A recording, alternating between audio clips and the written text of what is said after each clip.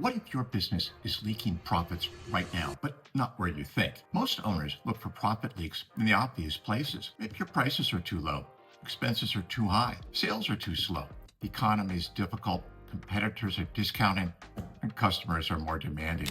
Sometimes those things are true. One of the biggest profit leaks in a small business is often much quieter and much more damaging, and it's in your people. Employee turnover, weak culture, poor training, low morale, customers who never come back, suppliers who do the bare minimum because the relationship is purely transactional. Those costs are real. They don't always show up neatly or obviously on a financial statement. You may not see a line item called lost knowledge. You may not see a line item called customer frustration. You never see a line item called the cost of hiring and training for the same position 3 times in 18 months. But those costs are real. I know that firsthand. I experienced it. These are the costs that quietly and most certainly drain profits every single year, year after year. And that's why I think small business owners can take an important lesson and learn something from Costco, of all places. Now, Costco's obviously a huge company. Most small business owners, myself included, at least in the time, we're not running warehouses, managing thousands of employees, or operating on a Costco-sized scale. But that company offers a very important lesson to apply to your small business. Quick aside, just for relevancy, my wife and I stop by Costco every weekend, and you know what I see? The same employees over and over, not just from month to month, but from year to year. In fact, many of them smile and say hello to us.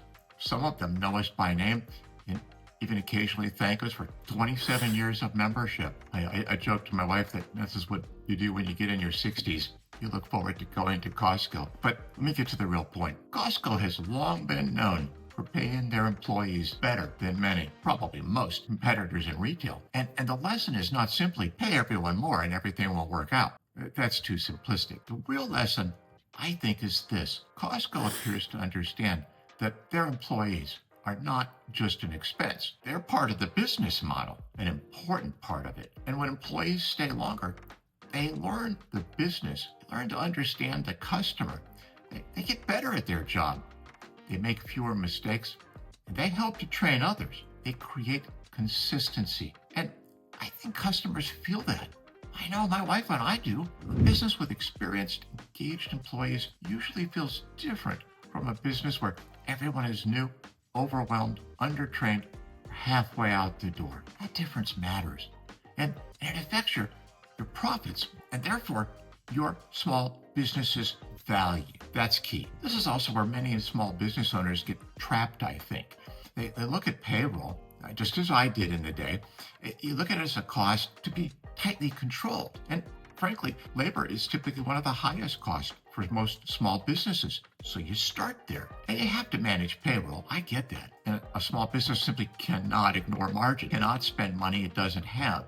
And it cannot pretend that good intentions replace financial discipline. But smart ownership means looking at the whole equation, the whole picture. What does turnover actually cost? What does it cost to find someone new? What does it cost to train that person? And then what happens to the mistakes they make because, well, they're still climbing that learning curve? What does it cost when customers get frustrated because the person helping them doesn't know the answer, doesn't seem to be familiar with even who that customer is or what they need? That's a hidden leak, and it can be a major leak in a small business, in many small businesses. Many founder-led businesses carry that cost for years without ever naming it or identifying it.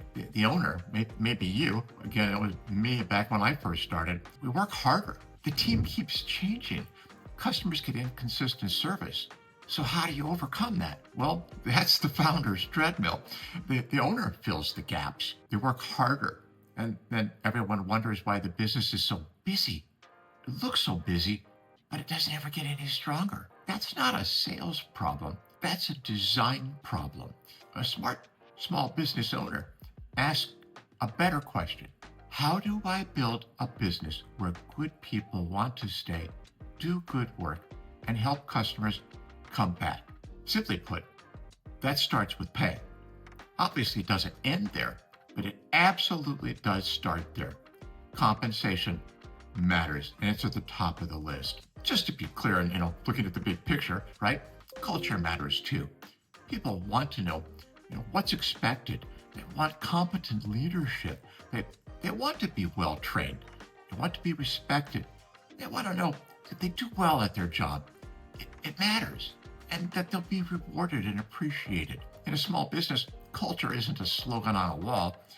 I write about that in my newest book. But culture is an important step, and it's one reason many founders fail to take the next step towards success. You can do this. You can absolutely set your culture in place, and it's not really that hard. My books will help you learn more. Let's bring this home. What I'm talking about, it's not kindness or generosity. It is sound and necessary business strategy. Don't make your first thought about cutting expenses on your way to increasing profits. The first thought should be how to best protect and nurture the profit engine. Now, sometimes cutting costs does apply, but whatever the answer is, and I think this applies even if your business is very small. You may only have 2 or 3 employees, or 10, or 30. You may use contractors, part-time help, or outsource support, but the principle is the same. The people who touch your customers, help you with work, power your systems, support your reputation. They're not just line items. They are part of how the business creates value, inside and out. So the question is not, how do I spend the least possible amount on my people, my labor component? The better question is, how do I get the best return from the people side of the business? It may come from fewer mistakes. It may come from happier customers. It may come from more referrals. It may come from an owner like you finally being able to step away from work that someone else is now fully capable of doing well. Maybe a little of all of those. Regardless, that is where profit improves. Costco's a big company, and they give us a big company example. But the small business lesson is simple. Memorize it. Please, when good people stay, customers notice. When customers notice, they come back. And when customers come back, the business keeps more of what it earns. So, owner to owner, invest carefully, build intentionally, keep good people, treat customers like relationships, not transactions. Because in the end, loyalty is not just good culture. Loyalty protects profit.